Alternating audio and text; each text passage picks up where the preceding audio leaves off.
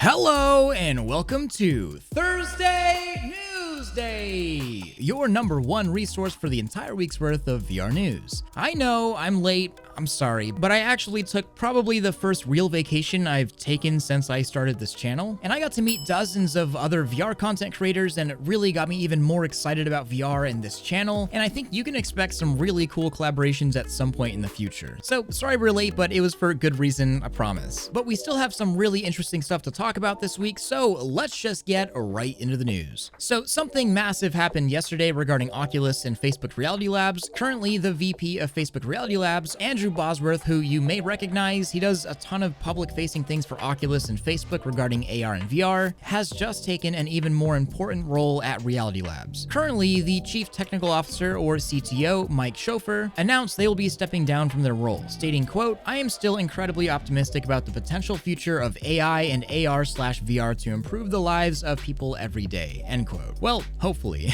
Subsequently, it was announced that our guy Andrew Bosworth will be taking that role of CTO instead. CTO carries a lot of weight in a company, usually being involved in every single hardware and software project, and usually is legitimately the one that decides the future vision for a company's technology. So Bosworth taking on CTO means just about every technical decision for Oculus, AR, and VR is more or less in their hands. And judging by where Facebook is now and where they've been, I can expect a lot more hardware-focused Facebook in the future. Next up, I have a really weird thing to talk about. A few weeks ago, I got a DM from someone with a screenshot from a random survey website, and the survey was about Facebook and Oculus, it seems. The interesting part are the pictures that were given and the description, with this being the headset and controllers, appearing to be what looks like a possible design for a Quest Pro or a similar headset, something I literally just covered in detail regarding the leaks last week. The key feature of this post lists a resolution of 2.2K per eye, which is pretty good, redesigned lenses, which we've already talked about at length before, and a price of $349. Now, not gonna lie, I didn't think anything of this. It's a random message from a guy that took a screenshot from a random site, and there's really not much to go off of. Plus, these controllers have no tracking ring, which is extremely odd.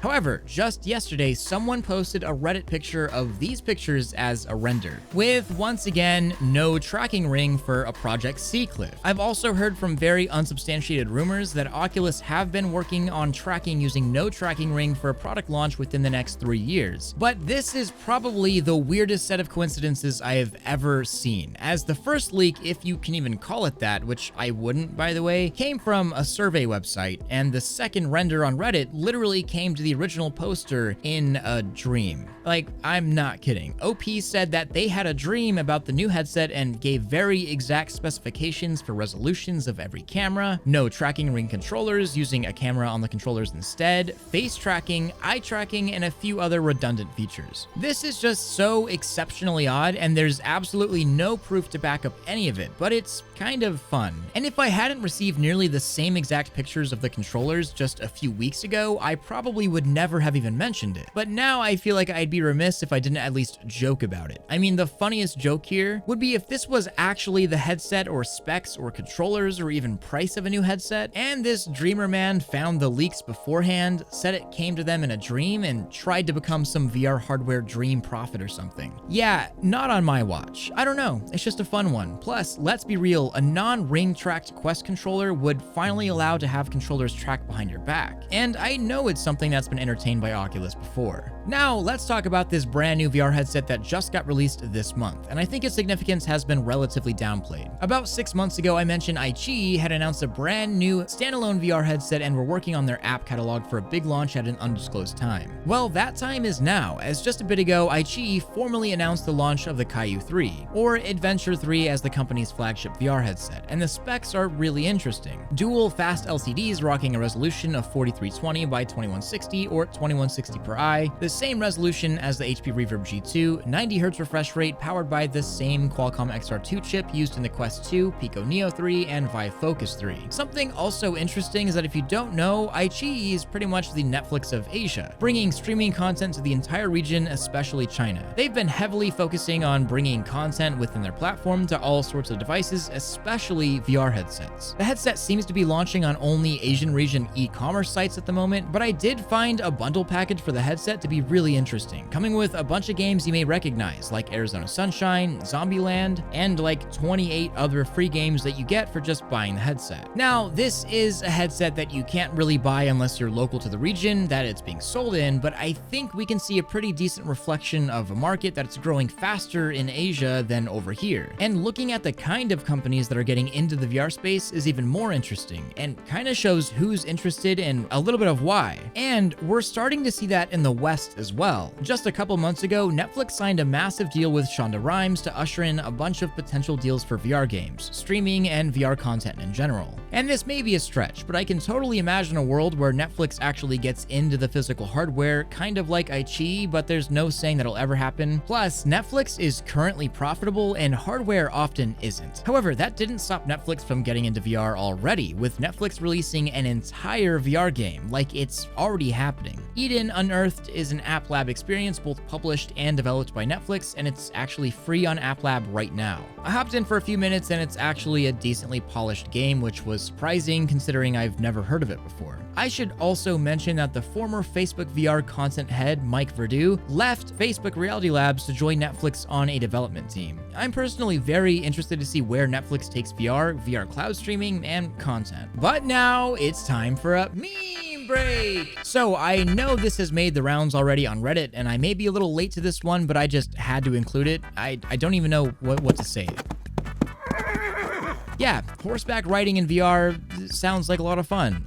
Anyways, back to the news. Just this last Tuesday, there was a surprise, quote, metaverse announcement by Mark Zuckerberg on Facebook Live. I obviously was very excited about this huge announcement, as it could have been anything, but it wasn't anything too crazy. Just being a couple of tablets used for video calling that could be synced at some point with workspaces and be used across devices, including VR devices. I mean, I got an iPad at home, so it's not exactly for me, but out of this announcement came a lot of interesting talk within the comments. One of the biggest being Mark Zuckerberg being asked about an Oculus Rift 3, with the reply being, maybe one day, but we're all on Quest now. After all, you can just link your Quest to the PC and play games that way if you want. And that's really it. I saw a lot of buzz for this around the announcement, but that felt like far more of a nice dismissal response than actually entertaining any real product. I really don't see any new Rift anywhere on the horizon, unless they're just using it for the name. Google has obviously been very interested in VR for a long time, creating Google Cardboard and Daydream, and for a few years it was the easiest and cheapest way to get into VR, even if it wasn't all that good of VR. Since then, they have canceled nearly all public VR projects, but cloud streaming has obviously been a big focus with Stadia. A recent set of job listings at Google, however, are very interesting, looking for multiple engineers for Stadia that specifically have VR experience. Now, of course, job listings don't mean much, but I think we can all put two and two together that cloud streaming VR games would be an obvious path for Google to go down if they are chasing the cloud streaming market. Of course, there are limitless obstacles and limitations to make this happen, and in a lot of ways, Stadia kind of sucks, but Stadia also gives extremely valuable experience and data to make the next thing better, which may be cloud streaming for VR. I just imagine like a Stadia VR console. I don't know, kind of cool. But now it's time for question of the week from Aaron M.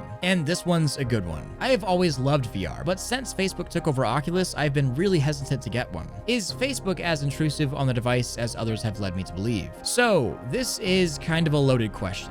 I've been following Oculus since before Facebook acquired them, and back then they seemed like such an amazing and fun and pretty relatable company, just making something I've always dreamed of. This changed, of course, when they were acquired, and then rules started changing as well. The biggest one for me is an absolute requirement for a Facebook account to use an Oculus device, which just rubs me the wrong way. Then there's the actual privacy concerns and giant articles like this from the Wall Street Journal that bring light to all of the very real issues that Facebook has and has had. And honestly, honestly, Facebook just isn't a company I really want to associate with. I don't use their platforms, I haven't had an account for years, and if it weren't for them getting into VR and being the main platform right now, I still likely wouldn't be using Facebook. But they do have a really good VR headset, and a lot of people that are really talented are working on those headsets, and they're doing pretty insane things for the VR industry right now, so it's a double-edged sword. I don't know what data is being collected on you in particular, and I don't know the full extent of the intrusiveness of Facebook with Oculus. But if you're asking if Facebook is in your face all the time with an Oculus device, no, not really, to be honest. You have to log in, and then you see your relevant friends if you choose, and that's kind of it on the outside. It's not that bad. But like I said, it's what's on the inside that worries me long term.